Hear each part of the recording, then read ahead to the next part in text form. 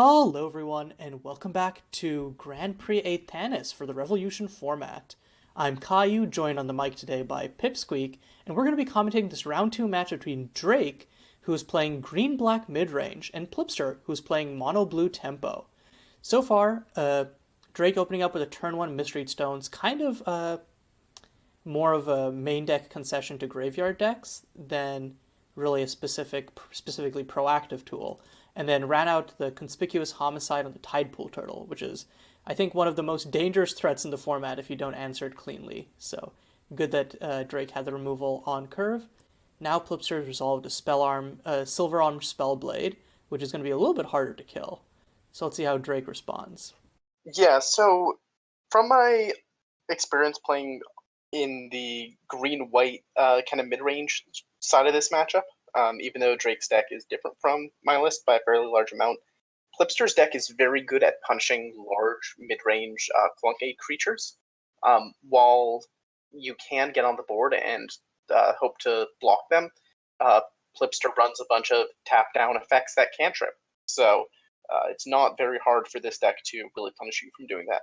The other thing I would say, though, is Plipster's deck is really mana hungry, despite being a tempo deck. It's trying to use its mana every single turn. So I think the clue is probably going to take a little bit to get procced, to actually get cracked here. And right as you say it, there is one of those tap-down effects, which technically doesn't cantrip on its own, but it does give you, essentially draw you a 2/2 for 4 that does the tap-down again, which is it's like a pretty good rate when you consider it. It's like just slightly over a Frost Lynx. So yeah, I was gonna say it's a 1-drop tap spell that always cantrips into a slightly costlier Frost Lynx, which you take those. Yeah, and speaking of card draw, Eternal Wanderer going to come down here. I'm going to hit another island, which just sucks. Do we assume the Eternal Wanderer was drawn by the Silver Arm Spellblade? Had to have been. Otherwise, Plipster would have played it before. Yeah. I mean, not if Plipster want to get on the journeying train, because in which case you want to wait until your next turn to start journeying so you can pay the 2. That's also a fair thing. I think the way I've seen Plipster play it is just treat Wanderer as like a cantripping 1-drop, but that's also those are also in situations where Plipster has been more like either like curving out with it or like holding up more interaction with it. It could just be that because Plipster looks not flooded, but a little bit has a little bit more mana than he usually wants to. That's definitely something that could be done. Yeah, especially because I think so like lots of what. No, sorry, go ahead. We mentioned the Mystery Stones, and we're actually seeing it popped right now. Initially just a cantrip Drake, but it also happens to hit the Embrace Unending Frost.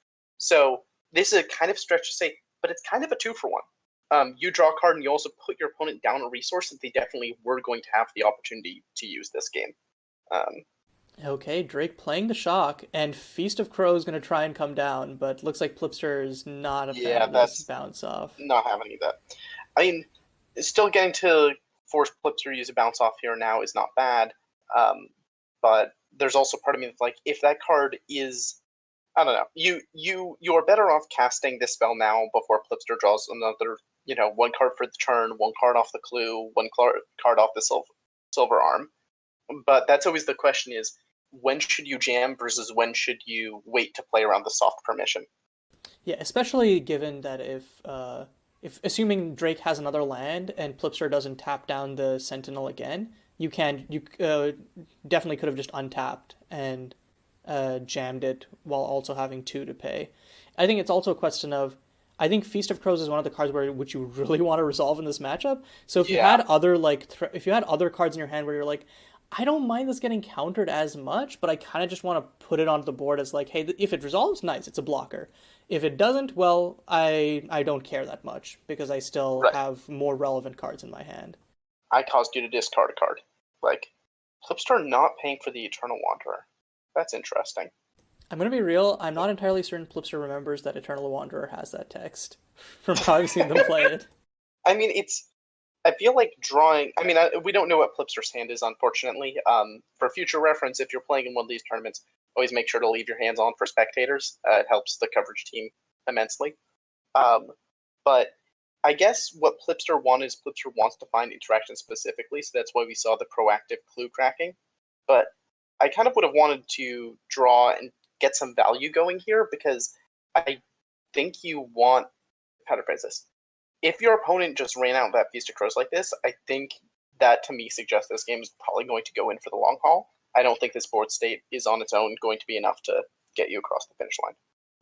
And there's the planes, so I mean, we could just see an attempt to jam Jorah, but no. Is this? Oh, Feast of Crows number Second two. Feast of Crows.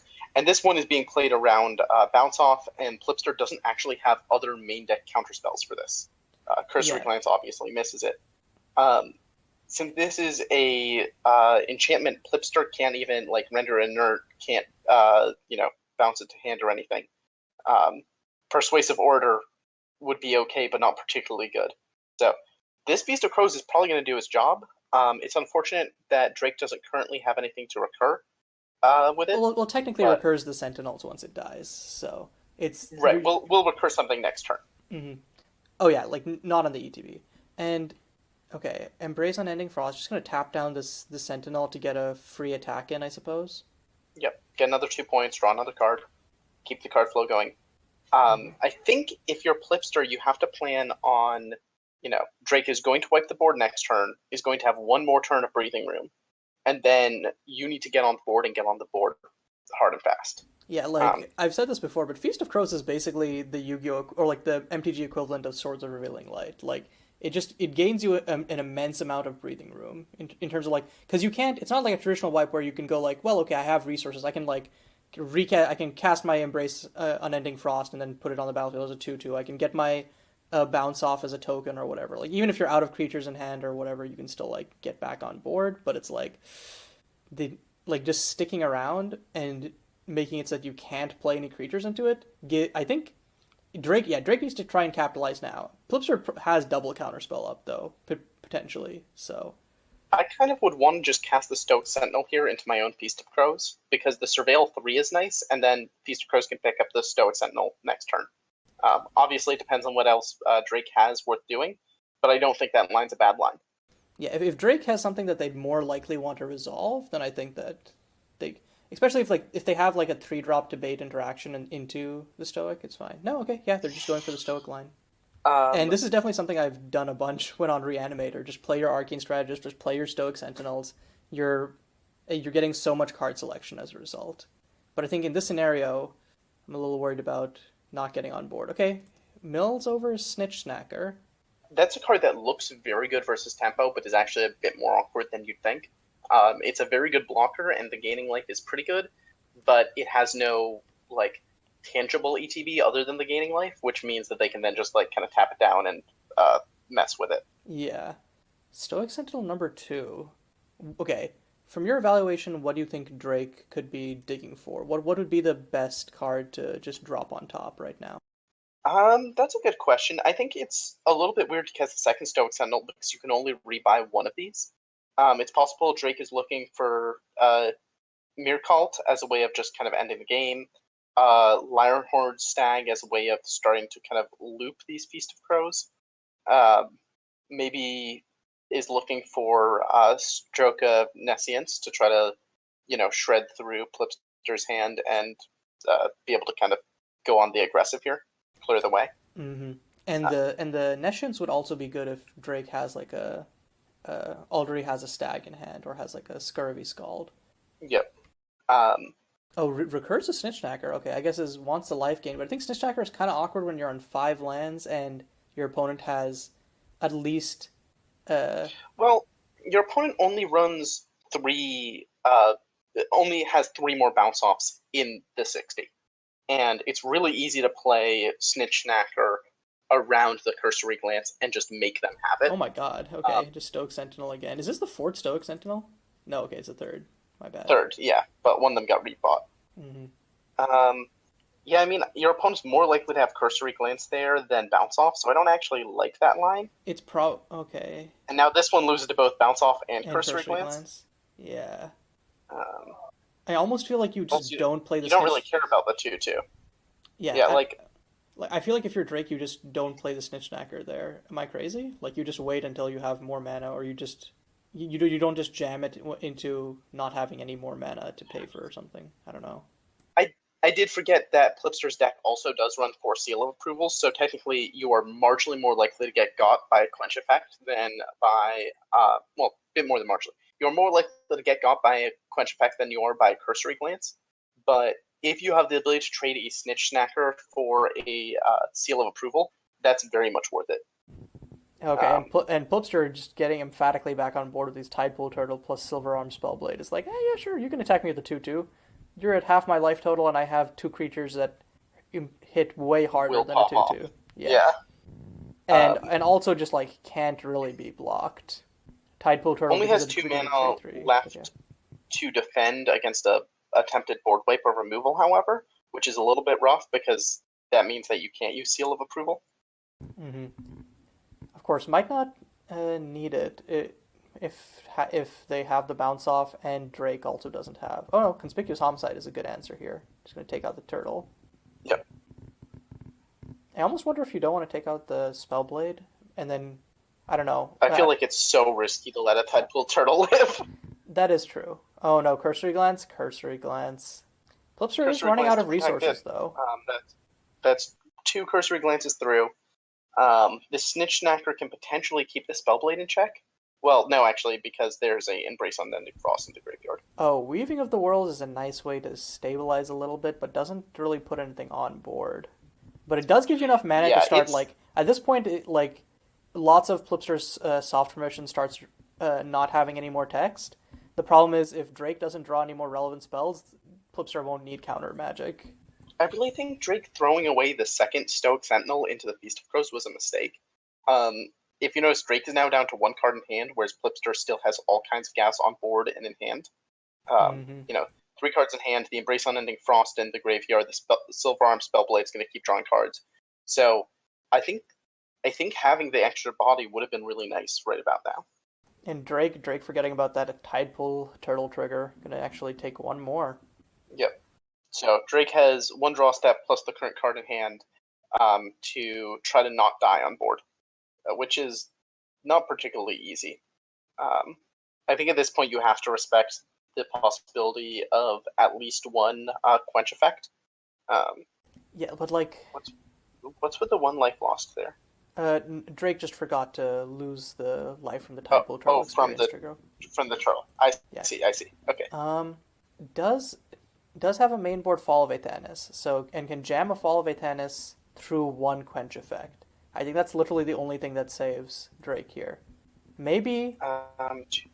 Yeah, no, that's about it. Yep. And the way, oh, there it is. Now the question is, does Plipster have the permission for it? I think His Holiness Jorah also probably would have gotten there. I mean, no, because you Jorah, Plus, and you hope to hit like a 4-drop. Yeah, that's a little risky. Oh no, though. but then you're still, yeah. Okay, so we know Plipster's I think you're still dead then. Okay, Plipster's now gonna counter the Stoic Sentinel. Is this a 3rd Cursory Glance? Yeah. All right, sure. Drake has no cards in hand and is kind of just floundering. I mean, you don't need to anymore because you did just answer Plipster's entire board. Plipster now needs to get back to board. You're about to gain 8 life off this Weaving of the World. Oh yeah, that's and fair. Then Fall of Aethanis represents 16 damage on its own.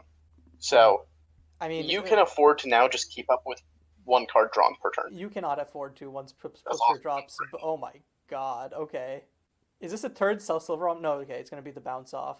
I think this is a little okay.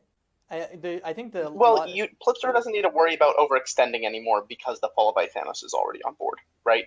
Like there's Drake's still, deck doesn't run ways to. I mean, there's Feast of Crows. You number definitely 3, want to do this to beat the Feast of Crows. I guess it doesn't even like beat Feast of Crows. Hard to say. Yeah. So yeah, I guess Drake isn't dead because of the 8 life gain, but needs something real fast. And isn't wasting a land to fall?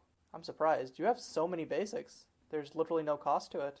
Yeah, I think that's probably a misevaluation. I don't know. Like, this is a matchup where you can kind of just afford to get there eventually. Okay, 1x Jorah, Windmill Slam, the Legend.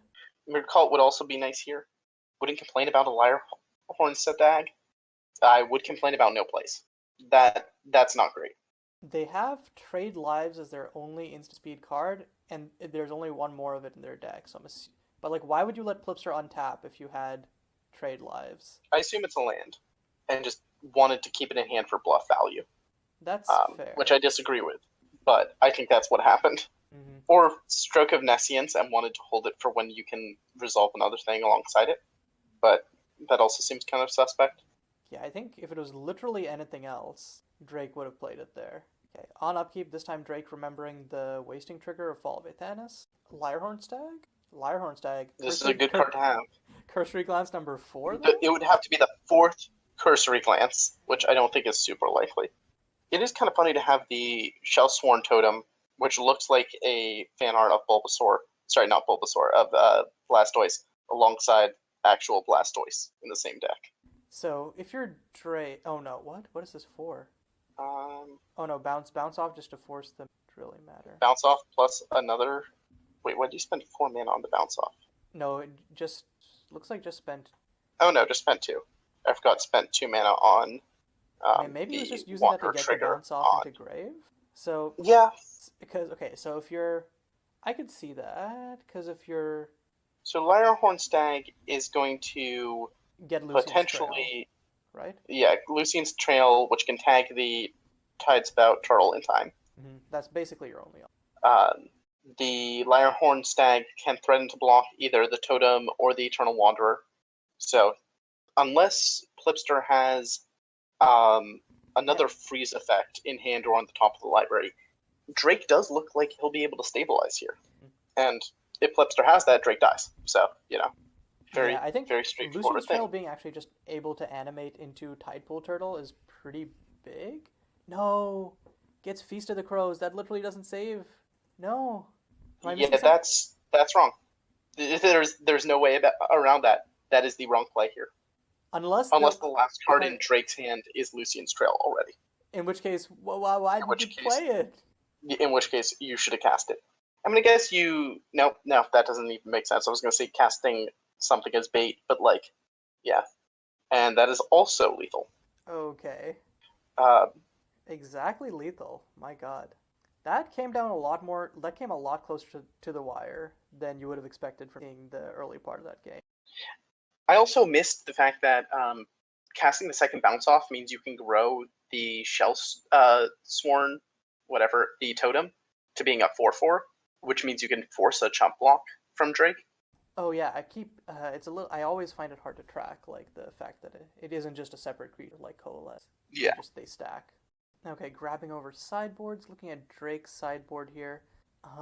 You probably, I think you don't want to keep in all of the main board Mystery Stones unless that's too much of a dead card. Despite cantripping, taking 3 mana to cantrip is just so much, and like the value you get out of exiling bounce offs and Embrace Unending Frost is good, but I think you want like more gas. Like you probably want Crucify, Stroke of Nescience, Markalt as like just like stabilization. Though I don't know what you would take out for all of this. Probably again, like you mentioned, the Snitch Snackers not crazy good. Stoic Sentinel you want to keep, but I think Vine Street Stoolie is a little bit sus here because they're always just going to top it down. Yeah, it's so the things you definitely want the Lucian's Trail. You want the Mercult. You want the Crucify the Pulse. So you're just boarding in a bunch of kill spells. I think is where I would want to be at. Yeah, and then just And then in terms, overwhelm Plipster's counter magic suite with death. and I think I'm off the idea of trade lives. This is not a matchup about value. This is not one where you want to resolve your 4 mana kill spell that's also card selection. Yeah, that makes a lot of sense. What do you think about on Plipsters? Um, I think Plipster's not really built for this matchup. I'd be really interested in these negates as a way of answering board wipes. I think other than that, I'm probably not interested in any of these sideboard cards, which is kind of an okay place to be in if you're a proactive deck. Maybe you want to board out these render inerts since they don't actually tap down the creature. But that makes a lot of sense. Hard to say. And yeah, and just the rest of the main board is pretty reasonably teched out. The Cursory Glance is missing against lots of the impactful fours does hurt a lot, but I think there's not really anything better in the side. Like you don't want to bring in the Loses, and then negates are probably like better in on the whole, but not like. But you definitely bring them in. I'm just saying that like you probably don't side out the curve. Okay, and let's get Right. back into It the looks game. like we're in. Yep. Drake was on the play and kept a 6. Neither player had turn 1 plays, and we saw this Stoic Sentinel coming down. Plipster with the turn 2 turtle, potentially. No, just passing. I think this is Which like could be Seal of Approval at end step, could be any of the counter spells. yeah. I think the Um, problem like for tempo is just that like play versus draw is so different to navigate, especially when your opponent has relevant 2 drops. And like yeah. and like usually the thing is, oh, I don't care about Stoic Sentinel because Oh, if this is you so, know this so is a cursory glance. I was gonna say if this isn't a cursory glance, Drake about can pay around it. Drake can pay around it, right? Yeah, but But Plipster still needs to get on the board. Being on the draw is a little bit rough in this matchup, as you were saying. I think when you didn't have a turn 1 threat and your opponent played both a turn 2 threat and a turn 3 threat, wow, okay, the Crucify feels a little, I don't that know. feels a little premature. I mean, I guess you want to stop your opponent from ever attacking to start this like value chain with Yeah, getting lost. but like But you have I two would other want to cards hold in the hand. Crucify for some other things, or even just for my turn, where I could then, um, you know, Yeah, play I it feel like with you save it around for the bounce off. Silver Arm, you save it for the Tidepool Turtle, you save it for the threats where you're like, oh, if I don't answer this, I actually just lose. Not Little Baby 1/1. Like, sure, Little Baby 1/1 can turn into a card draw engine if unanswered, but that's why you can just hold it up and wait. Okay, Drake going to tap for trying to resolve a Murkalt. I think that given that Plip has 2 mana up, this might be a little hasty, but if it resolves, it's kind of just. I mean, it beats Cursory Glance, it beats Seal of Approval. So they need to have exactly bounce off. Yeah, which I think you're in a good spot to just make them have it. Anyways, turns out Plipster is a dummy and has not updated their carded images, so they see the prior version of Stoic Sentinel, but they did bring the right interaction, so it doesn't matter. Bounce off just going to counter the Murkalt. And like that sort of moment like can be really frustrating to play against with tempo decks, and you can start like getting in your head thinking, should I wait until I have more land drops? But no, that was the right play. You were correct to just jam there. It just feels awful. Oh, and the And Persuasive this is Orator a grabbing the huge Stoic swing turn. Sentinel. Jesus. Holy cow. Also, developing the Starved Oasis is great. That card can really close games fast. And I think if Drake doesn't get back on the board this turn, Plipster can probably just run away with this game from here. Yeah, okay, so I think Later. Lyrehorn Stag Feast, probably? Because that just answers your own shit, and then you can pick back up Murkalt and then try to do something there. That feels pretty good. You don't have your 4th land, it looks like. Oh, that So makes part that so much worse. of me wants to grab Dark Bargain, but that might be playing a little too safe. It depends on what the rest of Drake's hand looks like. Mm-hmm. I suspect your intuition of going for Feast is the correct one, especially because Lyrehorn Stag can immediately push Feast to being a -2/-2 sweeper, which not only kills this board, it also keeps the interesting. Okay, so Drake showing the fact that Lyrehorn Stag is optional. So Drake realized that he needed a land more than he needed to draw any of the Lyrehorn Stag targets. So isn't going to bother tutoring them up. Doesn't want to Yeah, and then potentially miss another and land then like as a 2/4, it's not bad. It trades with Starved Oasis, but then conclusively blocks both Stoic Sentinel and Orator. It also and blocks having that play bounce means off. you don't. Oh, sorry, go ahead. It means you don't attack with the Persuasive Order, because in that case, Drake could just block the Order and get back the Sentinel that way. That is 3 mana. Starved Oasis coming up. Could also be a Silver Arm Spellblade. No, that's losing 2 life. Starved Oasis is gonna come swing in right now. Presents a 4-turn clock on its own, which is not bad. Yeah, I think you just. Oh. Oh no, okay, I I don't don't think. super agree with this. No, no, no. Oh, no. This is actually correct, because there's the getting lost on the journey. So if you don't block now, you never get to block. Yeah. So that's Okay, correct. that is. It just feels Oh bad. my god, and Blipster just has a second one. That is painful. Yeah, and I mean, that's a 2-turn clock if Drake can't get on board. God, this Multi-6 hurting Drake so much. It seems Yeah, weird, it's a very but like low that. resource game, Yeah, but like in a deck that's so. Oh no. I guess you can. Field of Ruin is a great draw Yeah, here, Field of Ruin to be because able to you take can out the Starved both Oasis. kill spell the Starved Oasis and get a second black source to be able to cast your double blackboard wipes and stuff. Like, you both hit a land and interaction in the same draw, so I think you're probably happy with that. Yeah, my first instinct was, oh no, they didn't get on board, but this is definitely better than that. Yeah. Yeah, we're going to see this Starved Oasis firing back up, swinging in. Yeah, in response, Drake should crack the field, right? Oh, I'm not a huge fan of holding this Stoic Sentinel back, because by holding it back, you mean that you leave it untapped, which means that Drake can... Well, I guess you need to hold it back in order to, like, counterspell things. So maybe that's what we're seeing. But this does mean that if Drake didn't have an answer for the Starved Oasis, but did answer the Orator, would then be able to block the Starved Oasis with the Sentinel. But like, Plipster knew that Drake had an answer for the Oasis, so... Well, we say that, but Plipster's reaction to getting the Oasis hit by Field of Ruin was, bet. So I'm not certain that Plipster did know that Drake had an answer. Oh, okay. Fair. And also, yeah, okay. Is it jam time? Drake exclusively have, like, expensive stuff? Is this, like, just, what, a triple Jorah hand? What's going on? Wait, if Plipster had the other island in hand, that means you only need to hold the Stoic Sentinel back if your only point of interaction is Seal of Approval. No. The island was gotten from Field of Ruin. It enters untapped. Right. Okay. I was confused. Man, this casting's a little bit scuffed. Drake has something on upkeep? Did Drake keep in the trade lives? And if so, why would you let Plipster untap at that? I guess just to, like, now let them tap down their mana this turn so you can do... Plipster doing the good old not reading chat. This is why it is important to read chat when you're playing games of Magic. So does this function as a judge call, or what are we doing here? This should be... I mean, this is a really easy fix. This is just Plipster doesn't know any of the cards in library. So Plipster should just undo the draw, shuffle the library, stop on upkeep. Okay, so unfortunately, because Plipster played a land, we're actually unable to do a standard rewind fix in this situation. So we just have to play on. Drake was not able to do something on upkeep. It looks like instead they're going to be doing it in combat. Going to try and crucify the Orator, but Plipster does have the sideboard negate, so he's just going to take 4 there. Yeah, that's pretty brutal. And even more unfortunate if Plipster ended up actually drawing that negate off of the draw step. Remember, people, this is why you read Cockator's chat. But Mercalt number 2, and it resolves. This is not a bad spot to be. Of course, if it gets tapped down for like 12 turns, so much the worse. But... yeah, that would be very sad.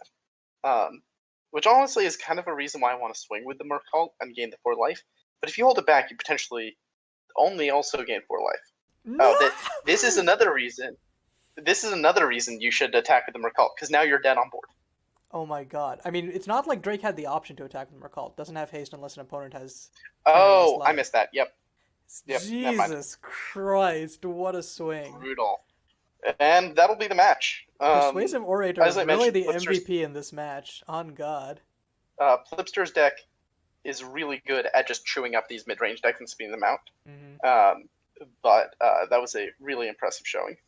Oh, it looks like next turn Drake would have been able to untap and Fall of Aethanis if Drake wasn't exactly on 10 life, which made them lose. Oh my god. Yeah, that was a crazy match. But yeah, whew. Good games to both players. I believe, does this put Plipster up 2-0 or is it 1-1 now? Let's check the leaderboard. I think this is 1-1. I'm not sure why I think that, though. I'm just going to check out GP leader right here. Yes, I was correct. So okay. Plipster can still claw his way back to the 4-1 bracket, I believe. Yeah, 4-1 bracket. Meanwhile, Drake is unfortunately out. Yeah, Drake is unfortunately out of the tournament, but can still keep playing to get like a 3-2 record for the respectable finish. But yeah, I think, and that doesn't mean bad play or like bad deck building by any means. Sometimes that's just how Magic goes, you know? Yeah. And I think that like other than the not getting Feast of Crows with Lyhorn Stag, or sorry, not getting Lucian's Trail with Lyhorn Stag, Drake navigated this generally well. But yeah. And then also, I don't think that really... I mean, I don't think that really would have mattered.